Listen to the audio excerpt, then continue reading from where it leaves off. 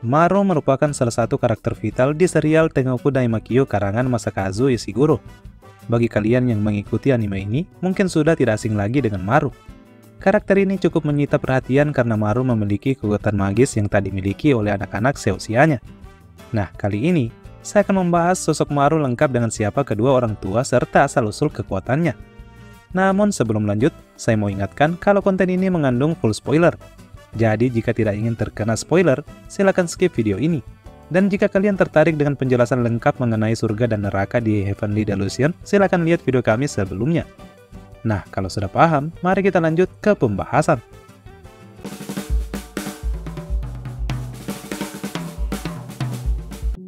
Penjelasan mengenai bagaimana Maru tumbuh di dunia pasca apokalips ini bisa dilihat di episode 5 anime ini. Usai Maru dan Kiruko berhasil kabur dari kejaran anggota Kementerian Rekonstruksi. Maru dalam bahasa Jepang berarti lingkaran. Penamaan ini ada hubungannya dengan kejadian yang ia alami di masa lalu. Maru merupakan anak laki-laki berusia 15 tahun. Dia merupakan anak dari Tokyo dan Kona. Maru dilahirkan ketika Tokyo masih berusia 14 tahun. Maru lahir pada tahun 2024, beberapa bulan sebelum bencana besar terjadi. Di anime, kita sudah melihat bagaimana proses pembuatan Maru yang dilakukan oleh Tokyo dan Kona. Aksi kedua orang tuanya itu tidak terdeteksi karena Tokyo dan Kona merupakan Hiruko yang memiliki kekuatan super. Inilah yang menjadi alasan mengapa Maru memiliki kekuatan untuk menghancurkan Hiruko alias monster pemakan manusia. Sebagaimana kita ketahui, Tokyo dan Kona merupakan Hiruko, yang mana mereka adalah produk dari Akademi Takahara yang dipersiapkan untuk tatanan dunia baru. Jadi kekuatan yang dimiliki Maru bisa saja merupakan warisan dari kedua orang tuanya. Dan hal ini juga membuktikan kalau Maru merupakan salah satu dari Hiruko. Nah, sewaktu Maru dilahirkan, Dr. Sawatari yang kita kenal sebagai Dr. Sakota mengkloning dirinya karena ingin meneliti tubuhnya. Namun malapetaka kemudian terjadi ketika Akademi Takahara digerebek dan diserang oleh pemerintahan Jepang. Maru yang saat itu sedang tidur di samping kloningnya turut terjatuh dari tempat tidurnya.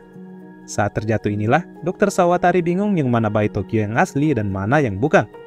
Walhasil Sawatari secara acak melingkari kaki Maru yang menurutnya kloning dari bayi Tokyo. Namun ternyata yang dilingkari Sawatari itu adalah bayi asli dari Tokyo. Hal ini pun menandakan kalau selama ini yang ada bersama Tokyo hanyalah kloningan. Nah, yang masih menjadi pertanyaan, entah bagaimana Maru bisa keluar dari Akademi Takahara, mengingat saat itu serangan dari tentara Jepang membuat para penghuni akademi ini terpisah. Bisa saja Maru diambil oleh tentara dan dimasukkan ke dalam panti asuhan. Ini terbukti karena Maru baru bisa memiliki ingatan masa lalu sewaktu ia berusia sekitar 3 atau 4 tahun. Nah, saat berusia begini, Maru tinggal di tempat semacam panti asuhan bersama anak-anak lainnya. Dia dirawat oleh seorang pengasuh yang pada akhirnya mengajarkannya tentang dunia. Pada akhirnya panti itu pun tutup saat Maru berusia 7 tahun. Nah, setelah keluar dari sini, Maru akhirnya bergabung dengan geng jalanan. Maru hidup di jalan selama 3 tahun bersama geng jalanan tersebut. Dia turut menyaksikan kematian bosnya saat memperebutkan wilayah kekuasaannya. 3 tahun hidup di jalanan, Maru kemudian diadopsi oleh Mikura Manaka. Nah, Mikura ini sendiri dulunya siswa di Akademi Takahara yang bernama Nata. Ini berarti Mikura juga merupakan seorang Hiruko. Namun perlu diketahui bahwa sebenarnya Mikura dewasa ini merupakan mantan direktur Akademi Takahara, si nyonya tua Kaminaka. Kaminaka menjadikan Mikura wadah barunya setelah otaknya ditransplantasikan ke dalam kepala Nata sewaktu Nata sekarat saat penggerebekan pemerintahan Jepang. Dan yang memindahkan otaknya tersebut adalah Dr. Sawatari. Itulah mengapa Mikura mengadopsi Maru, karena sedari awal dia tahu Maru itu anak siapa. Bisa jadi Mikura mengadopsi Maru karena ingin memanfaatkan dia dalam menciptakan proyek zaman surga. Yang jelas, saat menemukan Maru, Mikura melatih dirinya untuk menjadi lebih kuat dengan memanfaatkan kekuatan Hiruko di dalam dirinya. Melalui Mikura inilah, Maru dapat memaksimalkan kekuatan sentuhannya yang mampu membunuh Hiruko dengan cara merusak inti tubuh monster tersebut. Maru juga memiliki kemampuan bela diri tangan kosong yang sangat mumpuni. Dan yang lebih penting, Maru dapat mengetahui identitas Hiruko walau masih dalam wujud manusianya. Hal ini ia perlihatkan sewaktu menghadapi Totori. Saat itu, Totori merayu Maru untuk melakukan mantap-mantap. Namun Maru saat itu langsung terhubung dengan inti Hiruko di tubuh Totori yang menyebabkan dia hampir saja membunuh Totori. Hal yang sama juga dilakukan Maru ketika melihat anak dari Yuichi. Ternyata anak dari Yuichi juga keturunan Hiruko.